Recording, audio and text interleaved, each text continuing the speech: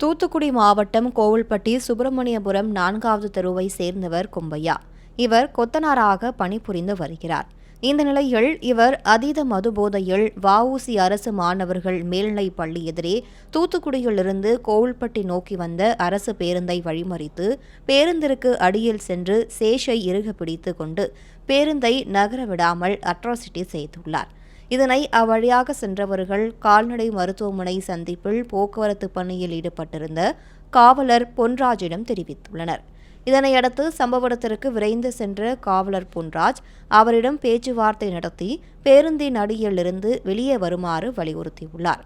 ஆனால் அவர் வெளியே வர மறுத்ததால் பேருந்திற்கு அடியில் காவலர் சென்று அவரை நீண்ட போராட்டத்திற்கு பின்பு வலுக்கட்டாயமாக மீட்டு வெளியே கொண்டு வந்தனர்.